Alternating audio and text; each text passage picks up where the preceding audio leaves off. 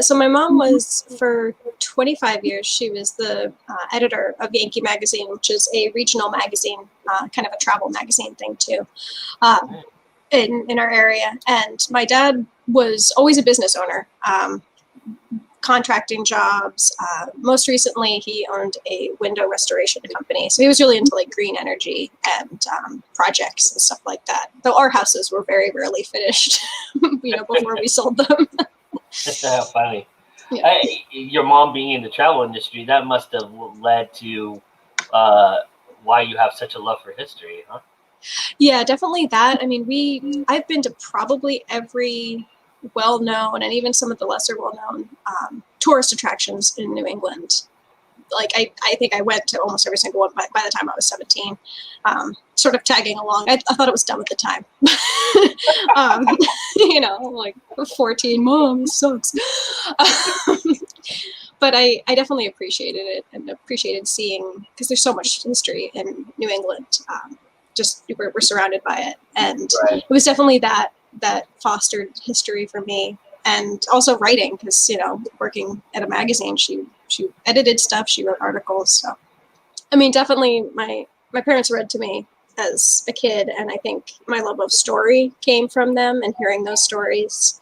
And they never said like I couldn't write, and I think that was a big deal, because I know a lot of people, grow up thinking like, oh, well, I can't do that. And I was privileged enough to not have been told that, which was a big deal.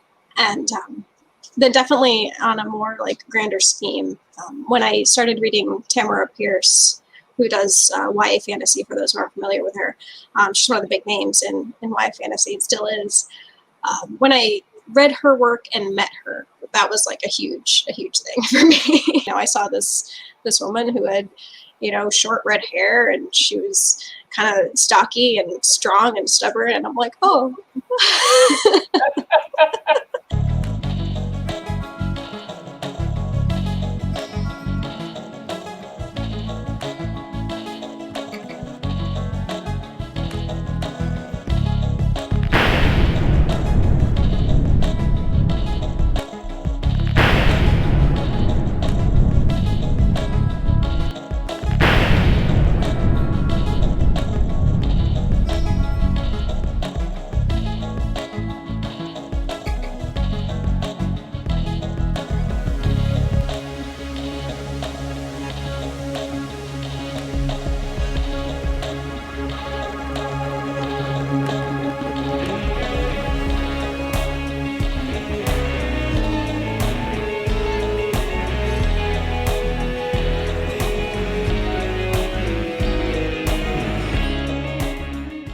What age do you really think you started writing?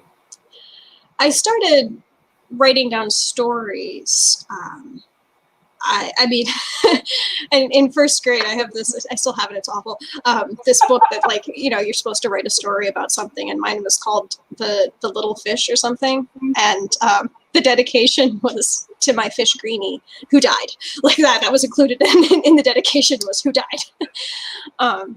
So that was technically my first writing story, but I started writing The Adventures of Heidi Bear when I was in middle school, somewhere in there. And it was just sort of a serial about my stuffed bear. And she did all these things that I really wished I could do, like go see the jungle and have an adoptive sibling and ride a pony.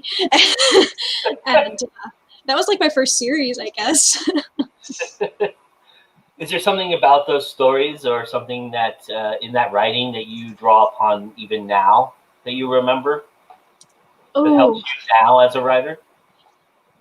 I think just realizing that I have to like follow through with the project and finish the project. That was something that I just did back then, and I had this sort of intrinsic motivation to finish projects, and I need that now. Need to cling to that now. Definitely, it's harder when it's a job, but yeah. I try and hold on to that sort of inspiration, and also just the like, why not, of the actual storytelling and plotting, because when you're a kid, it's like, oh, of course, like this stuffed bear is gonna go to the Amazon rainforest. Obviously, that's possible. And I think it's good to hold on to that a little bit. When did you really get serious about it, though? When do you feel like you were really becoming a writer or an author in that respect? Mm-hmm. Well, I started writing Smoke and Rain at the iteration it was back then, which is not the same as it is now. I started writing that at the end of middle school. I was, I think, 12 or so. And that was the first time I actually sat down with a project once I'd finished that, where I wanted to actually go back and work on it again and revise it and actually make it into something. And I think that project was the first one that was really like me taking it seriously. When I actually started writing and taking it in seriously in a professional manner, that was in college. Same project, it just took a couple of years. Nice. That was the first time I started like looking at agents and querying and building up like my author brand and all that stuff. Well, so you tried to go traditional right off the bat. I did, yeah. I didn't know about doing it indie at all. Mm-hmm.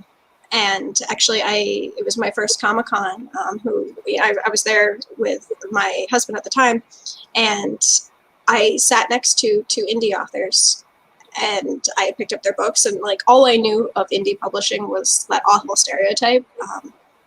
And so I'm looking at these books, I'm like, but they have good covers, like, but they're edited. I'm confused. These aren't trash. I don't get it.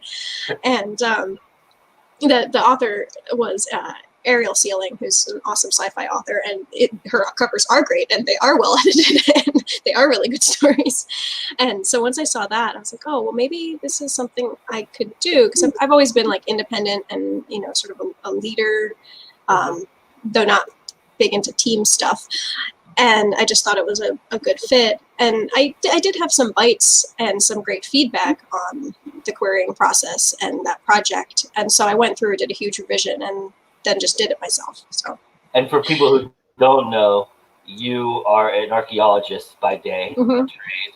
And I'm curious what aspects of being an archaeologist that people, actually, what do you think your training in being an archaeologist benefits you more than most writers? Well, I mean, it's anthropology. And even though I do write sci-fi fantasy, you know, story is grounded in character a lot of times. And almost more so, at least in my experience with sci-fi fantasy, because the world isn't familiar. So we need the familiarity of characters and who they are, even if they're new to us. And so understanding people and understanding who they are and why they do what they do and how they interact with other people, even if they're fictional, is a huge part of both jobs, really. And so I draw from that, and also, you know, it comes with this sort of subset of questions. If you don't know those answers, those questions, you know, you can figure out how to find them. And for me, even though, like, you know, one thing is writing and it's all like mental excavation, and the other thing is very physical, you're asking the same questions and you're going about the same processes in both fields. So I think that really helped. I'm curious, you know, when you come upon like a pile of bones or some kind of artifact or something, are you making up a story in your head right off the bat, or is it the discipline to not do that and then do the research and find the narrative from the research? Or are you having fun with it a little bit and kind of saying, hey, all right, so I found these big bones. Well, this guy was a big bone guy, and, you know, making up something as you go on. I'm just kind of curious how your mind works in that respect. I mean, I think we all do the mental stories. You know, what ends up in the final report is very dry. What ends up, you know, in the papers and the presentations, that's all based off of evidence, and that's why it moves so slowly, like a lot of sciences, because you're only going by what you absolutely know. And obviously there's interpretation there, and, you know, at a certain point you can say you know things, but like in the field we're always saying like, well, I wonder, you know, well, we found this thing over here, and the fire pit was over here, so obviously they were sitting on this rock and doing their work right next to the campfire. Like, obviously that's what we do too. There's a lot of that, and there, you know, whether we share it with each other or not, you know, that it doesn't really change the fact that we all know that we can't put that in the report, but we do sort of, I oftentimes, is sort of a little bit tangential, but oftentimes a lot of archaeologists will have this like feeling about a place or, a site that we've come across because we like something about it. And it's appealing to the, like our inner hunter-gatherer in a lot of ways. And that's just going off of instinct. Like we really like this view, or really like this collection of rocks, or this, river bend is really pretty. And we're just saying it's pretty or it's convenient.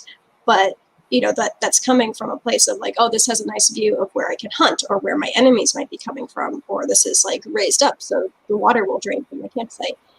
And so there's a lot of that too, where we know these things about being human because we are human, but we don't, again, we can't really put that in the report, but we just sort of know. We have this gut reaction, this instinct for a lot of that stuff. Are there aspects of being an archaeologist that people might be surprised to learn that are similar to being a writer or a storyteller? Well, I think it's not nearly as glamorous as as a lot of people think, and I think that's true for both. Writers, we're just in pajamas at our desks, and we probably haven't showered in way too long, and there's a pile of dirty teacups, things like that. And the same is true for archaeology. It's not as exciting. You get guns pointed at you, not quite as much as Indiana Jones, things like that. So I think that's also true for a lot of professions that are well known. It's not what we make it out to be in books and movies. But I think the traveling aspects and the people watching aspects are very similar. And again, I think that's going back to the anthropology. There are a lot of similarities like that, where you're just kind of curious and nosy, and you dig through people's trash. And, whether it's 10,000 years old, or you're like, I wonder what that is. So yeah, I think those are probably the basic similarities. And also, you're making up a story. Whether it's based on evidence in your mind, or evidence, actually physical evidence in the real world, you're making up a story about who these people or these characters were, and trying to figure out why they were doing whatever they were doing. Yeah. Interesting. I love that. And compared to me, the first time you held the proof of your book in your hand to the first time you were on a dig and you discovered something, is that an apt comparison, or is it a little different? Yes, they're two sides of the same coin for me. And like, this is going to sound a little hubrisy, but when you're holding your book in your hands, it's this huge effort that you've put forward, and you're hoping that it impacts someone. And you're looking at the future of this impact. Hopefully, I'd like to think I impact readers. If I impact just one reader, that's enough for me. That's success. So there's that. And then when you find a really incredible tool, for example, I found this stone knife that we tested positive for bear DNA. So it was used to skin a bear or process bear meat or something. And I pulled it out of the ground with gloved hands so we could do the protein analysis on it. And I was holding in my hand something that someone hadn't touched, another human being hadn't touched in 13,000 years. Wow. And that was like, you can't describe that. It's just a profound experience. And the times that I've found, human remains, burials, to whatever extent that they were decomposed, it's this incredibly profound experience. I would say much more profound than holding your own book. But in a lot of ways, it's about that impact. I'm putting this thing out into the world, hoping it touches someone else. And I will probably never know that it touches them. Hopefully I will write a review, guys. But, I won't necessarily know all the people it impacts and how it has impacted them. And, the person, the hunter who made that knife obviously has no idea that I exist and couldn't possibly. But I was still impacted by that. So I feel like they're very connected in some ways, but it's sort of like from opposite sides of the same experience. Do you feel like you were meant to do both? Yes. Yes. Yes. I didn't mean to do archaeology. It was a complete accident. My degree's in biology. I wanted to study living people and human evolution and stuff like that. And I just happened to stumble upon archaeology, and I can't not do it. It is so much a part of all the pieces that it takes to be an archaeologist are so much a part of me, and always have been, in a way that I think some careers you can't say that about. Do you think it's made you a better writer? Oh, yes. I think being a writer has probably made me a better archaeologist as well. Nice. I think they go hand in hand. How's your audience impacted who you are as a writer? I mean, have they taught you anything that you didn't know going into it? And have you applied some of the things some lessons they've given you to some characters or a story that you had that you didn't have, when you first started writing it? Well, I mean, in a lot of ways, I sort of, let it out into the world, and then I try not to read reviews too much. I do read them because I have to find pull quotes and yada yada. But I try not to dwell on them. And writing queer characters or writing disabled characters sort of lends itself to some pretty colorful reviews, both directions. But that's also part of why I read it, because again, I want to see that I've impacted someone. I want to make a difference. And so when I see that characters are resonating with my readers, that's really powerful. And I can see sort of which characters do and which characters don't. Nell in particular, a lot of people have very extreme feelings about her. She's a very extreme character. I found a lot of people don't, they're frustrated because she's imperfect and she's angry. And I get that she's a frustrating character. Like sometimes I want to smack her too. But so there's that. I haven't really changed plot structures or actual characters based on feedback, because I do feel like if you do that too much, the story that you set out with at the very beginning, even though obviously there is some evolution, it changes too much and it becomes not what it was intended to be in a way that isn't organic. So I don't incorporate that too much, but I do have sort of a fun thing where every book I release, I have ARC readers, and every time I release a new book, all of those ARC readers are entered into a chance to win being a character, like a side character. And I've done that a few times, and that's really fun because it's you get to like be a little cameo character, and it also stretches my writer legs a bit, because when you're actually working with real people, you kind of have to force this character to be these things or those things when you might not have. And that has been really fun, and it's definitely something I'm going to keep doing with all of my future books. Come in. Odyssey, do you copy? This is Dr. Nell Bentley. Does anyone copy?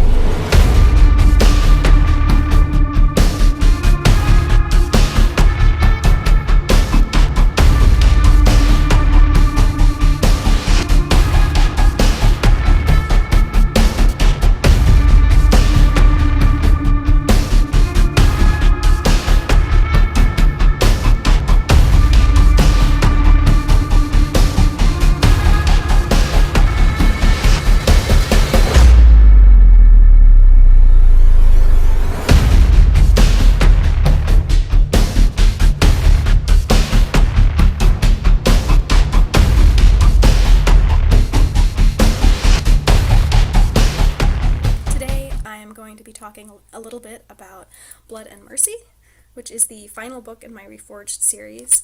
It's epic fantasy, and it released at the end of June. I'll give you a little background on the world. It takes place within the Blood of Titans world. It's an epic fantasy, and I wanted to explore a little bit what happens when heroes are imperfect and maybe they're as broken as the world that they're trying to save. And what happens when you wake up and your entire world is changed. My very initial inspiration for the original story that I wrote when I was 12, it's changed a lot since then, thankfully, is this picture of a ruined city in the desert that I found in National Geographic. And I was just drawn to this image and the idea of waking up and your home being gone. I think that uprooted feeling is something that a lot of us can relate to in some form or another.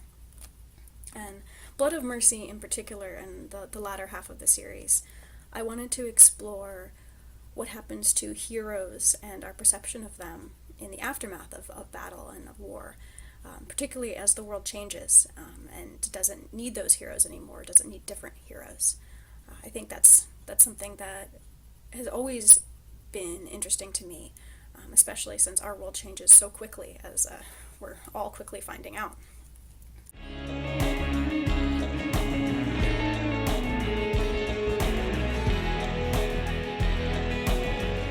Tell me about the first character you ever created and how they've shaped everything you've done since, or have they?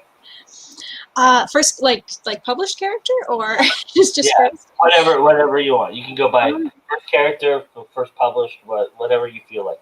We're gonna go with Alia because she's one of my first characters and also one of the most difficult that I had, and I think part of it was because she was an early character of mine. And so she's the protagonist of Smoke and Rain and Lightning and Flames, and I had a hard time writing her, and I think in a lot of ways it was because she was facing some things that, while I had faced them, I wasn't ready to deal with the fact that I'd faced those things or that I processed things that way. And I just wasn't ready, so I didn't want to write it in her because that would mean I'd have to go in that place inside myself. And I didn't realize, for the longest time I was like, oh, it's just because we're too different, like I can write all the male characters just fine, it's just because she's like a girly girl or whatever, which is bull. And so I think through her I really realized how much eviscerating is a part of writing. And even if we're writing characters who are wildly different from ourselves, they are coming from our heads, so they are a part of us to some extent. And I think she really taught me how to get gritty with that and touch on those things, and also how cathartic it can be in a lot of ways. That's something I've tried to hold on to with all my characters, really. Have you revisited her recently, or is there some plans to revisit her, reshape her? That's a very spoilery question. Okay. She is in the. She's in all of the Reforged books and all of the restored books as well. I probably won't revisit her just because the timeline jumps in the next set of books in that world. But I do hope to revisit people who she's impacted and a little bit of her history and some prequel stuff. And I think it would be really fun to go back because we meet her when she's younger. She's 19. So I think it'd be fun to go back and see her as a young adult, maybe like a little teaser story or something. Yeah, nice. What characteristics do you value in your protagonist and antagonist that you always try to stick to? Well, being imperfect, really, across the board. I don't like to read characters that are cut and dry, like just good and evil. Personally, it doesn't appeal to me. Plenty of people like, the sort of more fairy tale stuff, and that's fine. But I try to go morally gray, and, these decisions that they probably shouldn't be making, or maybe aren't very well informed, or just off the cuff, emotional, irrational choices. Because we all make those choices, and if you say you haven't, then it's a lie. Or you led a very lucky life, I guess that could be a possibility. But I like to show the like machinations and the dark sides of both good and bad characters, and the good sides of both good and bad characters. Because no one is black and white. So is it? Do you follow their motivation? Is that how you obtain that a lot, or is it more? Yeah. Or is it more of a physical thing that you try and interact? I mean, it's definitely more. I write much more psychological. Characters, I really get into their heads. A lot of people are like, they're just talking for pages. It's like, well, they're thinking things. There's character. I really loved about it. I mean, in my fantasy, it's even more so because it's like epic wars, but we're looking at why there are epic wars. So that's I definitely follow more of the psyche of the characters and their public and private motivations. I love secrets, and I love double crossing, and I love a bunch of characters who are not on the same side, and not on the same side as each other, and still, maybe they're working together or maybe they're not. I really like that kind of complexity, and the setting and the more physical stuff. That's a part of it. Again, when writing queer and disabled characters, the body they're in is quite important, but it's not the most important. Mm-hmm. Where does a character take shape for you usually? Where do you find that you're hitting your stride with the character? Ooh, hitting my stride when they're arguing with another character. That's usually and I mean, with Nell, that happens like on the first page, so it's great. Right. What's funny is it was with Travelers, that first scene was actually the first scene I wrote, which isn't typical for me. It's usually when they meet some sort of conflict. When I first get a story idea, it's actually character first. At least it has been so far. And I think that sort of helps because this person just sort of walks into my head. And I mean, I don't really fully subscribe to the like, oh, my characters are talking to me thing. That's not really how my brain sees it. But there's definitely a first like, oh, a person just kind of appeared in my brain, and that's interesting. And then I just sort of go through this, well, what if that? What if this? And why that? And, sort of interrogating them, like archaeology, trying to figure out all these clues about this person who just showed up. And then once I have some of those first ones answered, I kind of have a better feel for the character. As far as drafts go, it's probably by a third of the way through the first draft, I might really feel like I know the character. Oh, neat. Yeah. And does it change when you're doing a second and third book because you have to evolve the character, or you feel like that's the same process you go through each time you write that same character? I think it's probably a process I go through. I mean, it's a little bit more familiar. Sometimes it is like sitting down, with a beer with an old friend. Yeah. And then still hearing a story that somehow they never told you. That's kind of how it feels in a lot of ways. With my fantasy world, it's been really fun to explore because, again, like time span here is much longer. It's fun to explore a character who's introduced in the first book, and then maybe they were good or maybe they're bad or whatever, and then in the third or fourth book, they've turned into a total jerk. They've turned into actually a good guy, and like maybe this hot-headed kid is now actually a pretty level ruler, and that's really fun for me, just because it's the people part of it, it's the personality part, and I like seeing what traits they've stuck to and what traits they haven't stuck to. Right. Something about the STARSEDGE series that I find fascinating is that they could stand alone. That the design is that they're really different missions and different things that go on, but it's following the same characters throughout. But really you could pick up any of them in any place and read them. And I'm curious, is that how you like to design a series, or is it just happened, or what is your approach to moving the first book into the second book kind of idea? Accidentally. So both the first books in both of my worlds were standalones, and then they very suddenly weren't. And it's interesting because I think you're the first person who I know of, at least, who started with strangers instead of with travelers. And I was really curious because I knew you'd tell me, if it worked or if it didn't. And I was so happy to see that it did. And I don't know, I haven't heard from readers who have picked up the story from other books, like the second one, or I guess no one's read the fourth one because it's not out yet. But I'd be curious to see if that's true for all of them or just for strangers. I like big scopes. And so usually by the time I finished with the first book, I realized that there's more to tell, whether it's because of the world or because of the character or, just actual word count. It depends.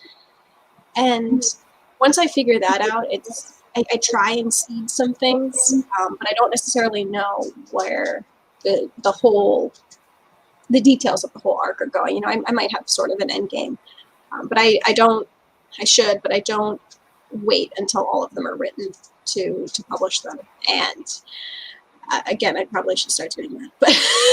But there's a lot of organic, messy bushwhacking. Again, like archaeology. There's a lot of that goes into planning my series.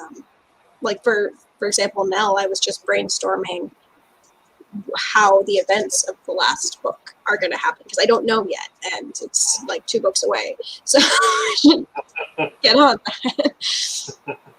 What part of the world building process do you like to tackle first? Where do you start with your worlds? That's a really good question. Now, my process for sci-fi and my process for fantasy are very different. So the answer might be different for those two. When it comes to the fantasy, I really love the history. I guess that's a big part about it because, in a lot of epic fantasy, you get these cultures that were once mighty or these huge cities that were once great, but now they've, diminished to some extent. So I'm really, really into that and finding all of the details about that out. And then also sort of incorporating the past of something colliding with the future or the present. In both series, I like to play off of that because I think that's where a lot of those questions about a culture or about a character even really get answered when those two things are colliding. Do you approach fantasy and sci-fi writing wise the same way, or is it a different thing for you to do either one? I think I've approached every book I've written differently, so there's that.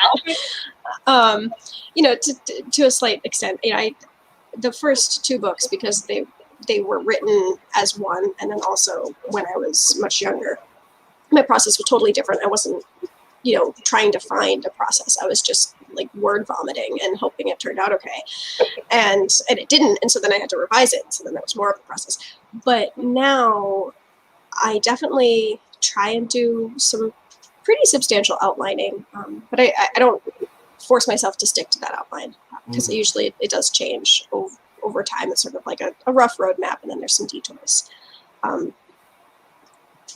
But I do think the sci-fi books write themselves much quicker than the fantasy does, and I think part of that is the world building is partially done for me because this is a character who's grown up in a world that the readers are familiar with to some extent, even if where she actually is different. And there's a lot of those callbacks, and I don't have to spend as much time, teaching the reader about it.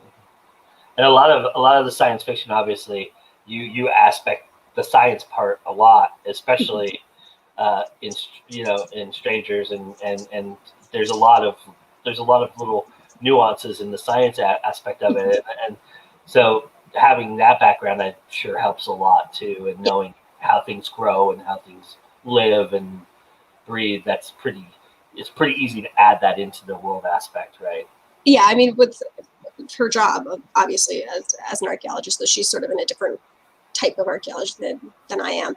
Yeah. There's definitely that, and then, having studied biology, and I didn't study a lot of like costuming or history. I did take some military history courses, which was great for the fantasy. But you're right. There is a lot of stuff that is like, oh well, I know that. My readers know that. It's it's at least familiar. Yeah.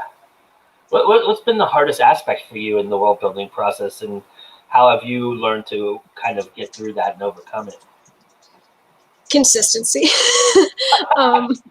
Remembering to make a world Bible dictionary and encyclopedia for myself. Remembering all of the little details that I put in the first book and don't really want to have to like do control search to find, because I don't remember what they were, so I can't find them. Definitely that has been my biggest struggle. Still is my biggest struggle. I think part of it is because the series has taken up so many years of my life too. I started writing notebooks, and so I might have to go back and like dig through there, and it's like, oh, but did I change it between when I was writing that? The consistency part and the organizing part is really important for me, especially with books of that stuff. I mean, you mentioned that you internalize a lot of dialogue. You're psychologically you're profiling your characters pretty well. Do you have to kind of remind yourself that you have to kind of set the outer appearance a lot of times when you're writing? Do you have to stop and figure out when to put in a little bit of detail so that people can know what this person they can get a picture of them in their head instead of being inside their brain a lot? Yeah, I definitely have to remind myself of that. When I'm first like word dumping, doing an initial draft, a lot of times I will write all of the dialogue in a scene. And I might put a few things just to remind myself of like, oh yeah, by the way, they're in like spacesuits. They can't, put their hair behind their ear or whatever it is. I mean, I guess they could, but like dangerous. So there is a little bit of that. But and then I'll go back in during revisions to add stuff. But I also like to just sprinkle it in and not do like the info dump of like, and Nell's hair was, dark blonde and she was tan, and she, I try and incorporate it in a way that's a bit more organic. And I haven't found that people are confused about the way characters look. Maybe a few. But I try to sort of strike a balance between, harping on it and just letting the reader fill in the blanks, because unless if it's really important to their character, I like the reader to make it their own, because that's what I always did with the fantasy and sci-fi books I was reading. Do you find it's easier or harder to do this in the fantasy world as opposed to the sci-fi world? I think it's easier for me to do it in the fantasy world because I get to like languish with all the costumes. And that's kind of fun. Yeah. It's like the dress up part of it, right? But I think it's more important in the sci-fi world so far, partially because I'm trying to push some boundaries because it is set in our world, so, to some extent. I'm trying to push some boundaries of what people are used to seeing. And so it's much more intentional. And I think that makes it more difficult because I'm trying to do something with it, as opposed to, while it's important in the fantasy series, it's not the same. As someone who does a lot of just word vomit, as you put it, to the first draft, what's the first aspect of what you tackle in the second draft? Are you going through and making sure that all your references are on point with your world building, or are you fine-tuning the inner monologues that you've created? Where do you start with that second draft? I start with some really heavy-duty, like, big puzzle piece moving, like switching scenes around. Because while I try to get all the scenes done in the first draft, I sometimes miss some. And like I used to physically put the scenes on my floor and then realize which ones I needed to connect. And now I have Scrivener for that, thank God. And so I do that. And there's a lot of wiggling things around, cutting whole characters. I tend to be an overwriter, so there's a lot of slash and burn, all of that dialogue. But I do fill in the gaps with the dialogue and stuff before I do the big slash and burn. Mhm. The more nitpicky stuff is like before I send it off to beta readers, third or fourth draft for sure, for me. Do you feel like the second draft is really where you start to really find the story? Yeah, it's also my favorite part. Like those big revisions are the most exciting for me because I already kind of know what I'm doing, and I don't have to worry about writer's block to the same extent. I mean, a little bit, but it's the most fun for me because I'm familiar with the world, but it's still a little sandboxy. Nice. How do you like to start a story? Are you somebody who is deep into exposition? Do you like the dialogue to kind of sing right off the bat? Are you a monologue person? Where do you find that you're starting your stories most of the time? Frustrated introspection, maybe. I feel like I think obviously, like a lot of stories start with an inciting incident, something that has changed for the character, and that's true. But I like to go into the why it sucks for them a little bit, and again with the mental stuff and maybe not. I don't know how many people do this in the real world, but when something big has happened, whether it's good or bad, I will go and sit on the stoop with a beer or not if it's not that time of day, and just sit and stare. And so a lot of my characters have those, like, I'm going to go sit on a rooftop, I'm going to go sit in this space capsule, I'm going to go do this, and just think and sit with what happened. And that allows for a little bit of exposition, but it also allows for a nice balance of the exposition with what's going on with the character, and another character usually shows up, and then there's that interaction. I love that about I love how that starts. What do you think shapes your characters the most? Is it the environment? Is it the relationships, or their background and past?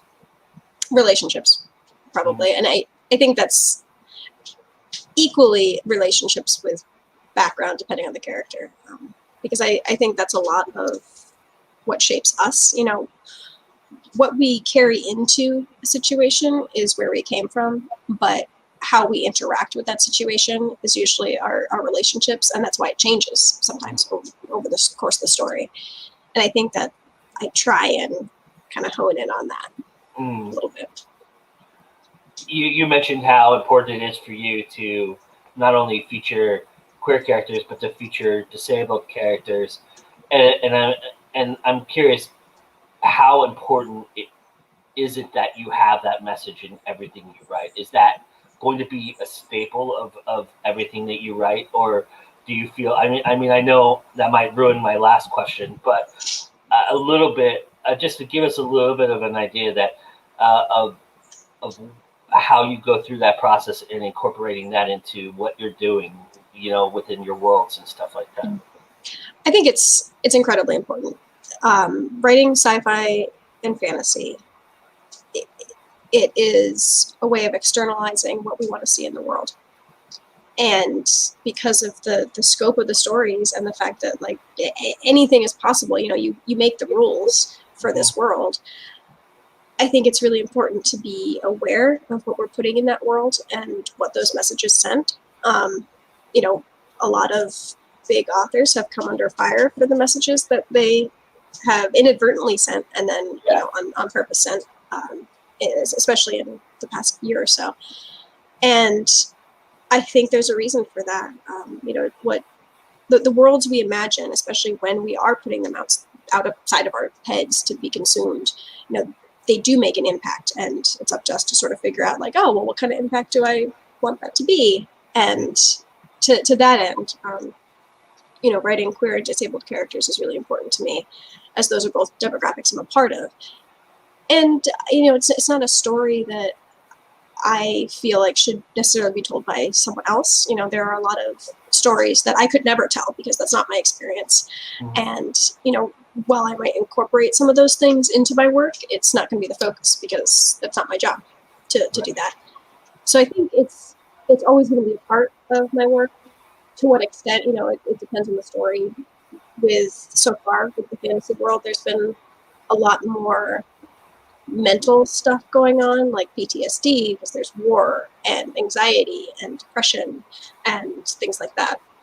Whereas with Nell, I mean, aside from her very clear anger issues and what that's rooted in, you know, she's a much more physical character, and she doesn't spend a lot of time in her head. So a lot of her world and the way we see her world, because we're seeing it through her eyes, is much more physical. And so her arc is a little bit more on the physical side of disability and obviously queerness. So did you worry early on about going too close to the vest, it being too exposed, and were you very careful about how you wrote those things in the early stages?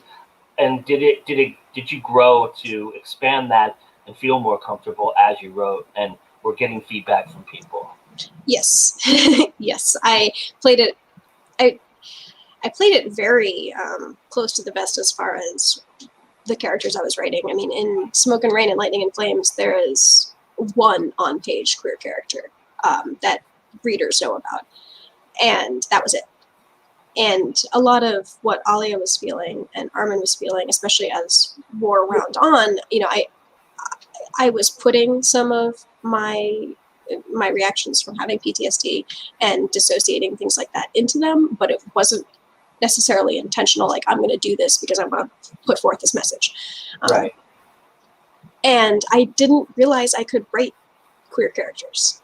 I mean, like, I read queer characters in fan fiction, but I didn't see them in mainstream books a lot of the time, so at least in the books I was reading. And, you know, I wasn't a part of a huge online community where I realized, like, no, I can do that. And so once I sort of had this turning point of realizing I could, I went hog wild. Which is why, like, you know, my first two books were a little bit more tame, and then suddenly I'm like, oh, well, you know, you're gay, and you're gay, and you're gay, and you're trans. It's gonna be great. So,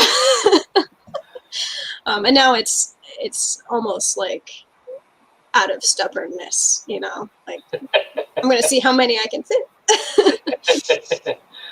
Is there still, though, a little bit of a trepidation when you do that? Do you still have any of that, or is it all gone now? Yes and no. Like Nell, my initial reaction to pushback is expletives and stubbornness and just doubling down. So I'm not nervous in that way. I am more nervous about saying I'm writing these stories because it's me. Yeah. You know, when it's a character, you can still say it's a character. And part of the privilege and the frustration that comes with queerness is it's not always immediately obvious. And same with disability. When I'm having a good pain day, you won't know that I have anything wrong with me. And so there is inherent privilege in being able to hide behind that. It's also really frustrating because people look at you and think one thing that isn't true. So that's a hard thing to navigate, because it does open you up to a lot of questions that are now not about your characters or your worlds or your work, but about you. And some of those questions can be quite unusual. Sure. I'm also curious, because you are into series now and you're writing series. Is there also some pullback, some not so much, you know, skirting over the issue, but there's some things you don't want to reveal because you want to carry that throughout the series and reveal them as they come about, or maybe even to kind of give a little bit of oomph to the next book? Is there some things you think about within that context of writing the queerness and the disability in that respect? Yeah, I mean, there are definitely, you know, instances where I hesitate to call a book, you know, queer or, you know, has disabled rep because the character isn't that yet. on page. And so I don't, that's kind of, I don't want to do a disservice to that community where saying like, well, just wait, just wait, because that feels a little weird, and it can come across as retconny if you're not careful, and if you haven't made sure that your characters also present that way in more subtle ways that you might not realize if you're not part of the community. So there's definitely that. And also, I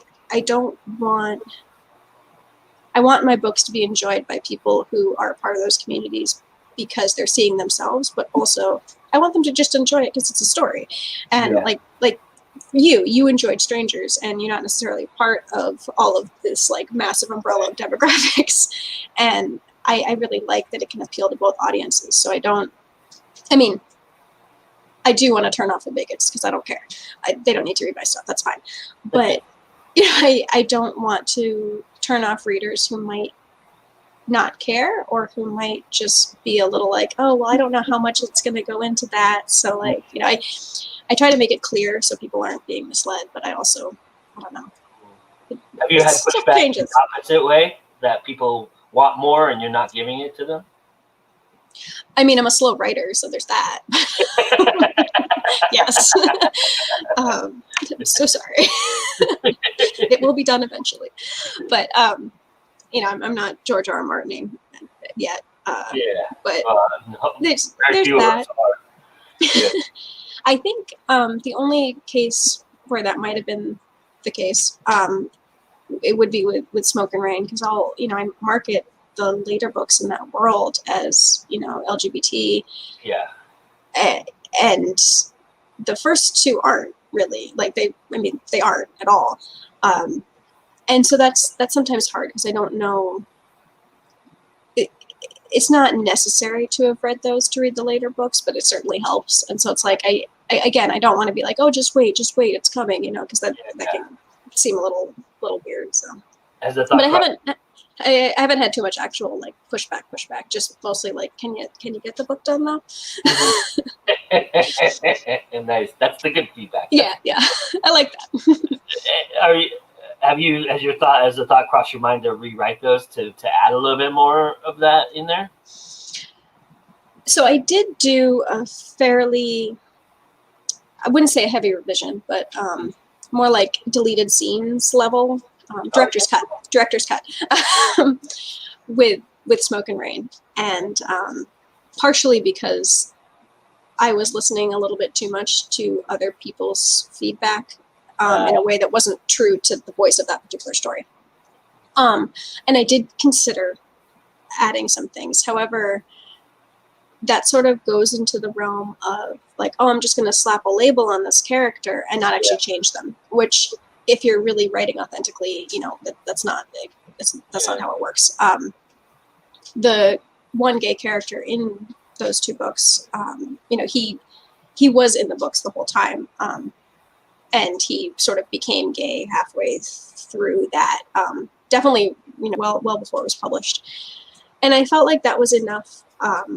Really, I felt like adding another character or changing a character just wouldn't work with the storyline. It wouldn't work with who the characters were, especially where I knew the story was going. Mm-hmm. So I considered it, but I ultimately just, it wasn't worth it. So I have to imagine that death has a different significance for you in the way you write, especially since you told us your first story was all based upon a dead fish. Yes. But also because you come across it, everything you come across in your job, in your day job, is dead for the most part. Mm-hmm. So is that something that makes you more thoughtful about how you kill people in your stories, or does that make you more vindictive? Well, how do you look at it in terms of how you kill your characters? Are you putting more thought into it because of the idea that you know a little bit more about death than most people, or experienced more of it than most people have? I love that you asked about death. I find death fascinating. I've always found death fascinating. I think it impacts my character deaths in that our once we're gone, our, whatever you think happens to us, what makes us us, our bodies, that shell, has a story that it continues to tell. It continues to change. It continues to impact people, even if it's simply like, oh, Jesus, there's a rotting body on my floor. That's interesting. There's that, the very obvious stuff. The morbid stuff. Yeah. And which I'm quite familiar with too. So there's that. But the impact that we have, again, like going back to that stone knife, there are things that we do that we will never know how much they impact. And also, like, we're incredibly insignificant. So I try to kind of marry those two things and make the deaths meaningful, whether that's like, oh yeah, that guy was a jerk, yeah, he's dead. Or if that's like, this was an incredibly traumatic thing, this was someone I knew, someone who I loved. I try to include both of those because we encounter, as humans, we encounter a lot of death, and it's like one of the only universal things we have.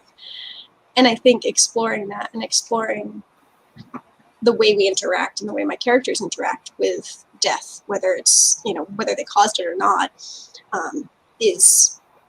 answer some of those really deep questions about who they are as a person and where they come from, and what they're going to do with this. So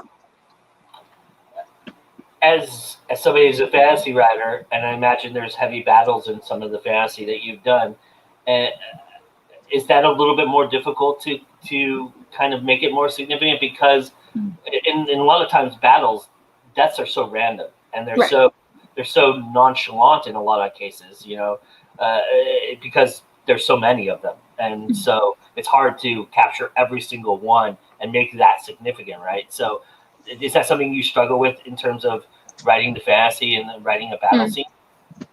Definitely, I think possibly more, because while there's a lot of like gore and dark imagery in my work, it's not like grimdark level violent.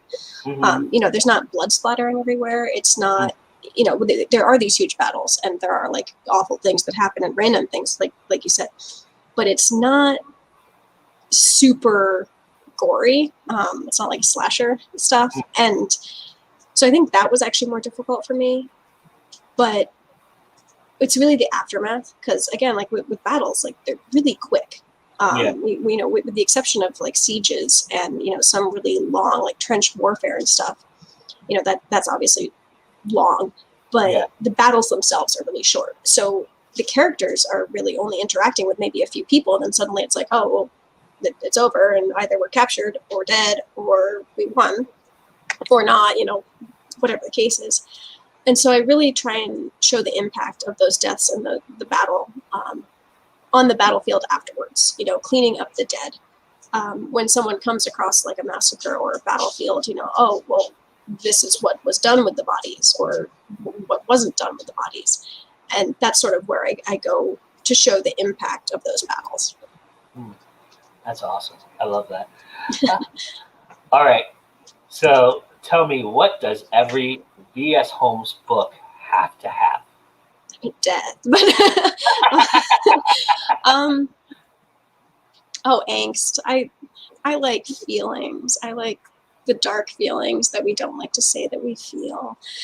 I like monstrous people.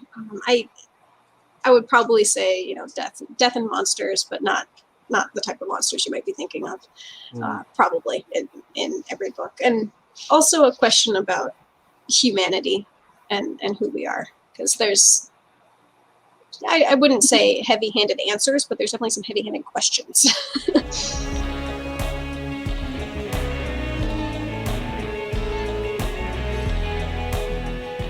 Well, you know that I have not been shy about talking about Nell and how much that I appreciate her, and the idea. I love the idea that she's not perfect and flawed and a little sassy and a little foul. I love all of that. I think that's more real, and I think it carries so much more weight. Well, what's funny about the foul mouth thing is I had a reader say, like, oh well, there's too much swearing. That no one possibly swears this much, and it's like, you've never been around archaeologists, because I had to cut squares to make it like believable. Yeah.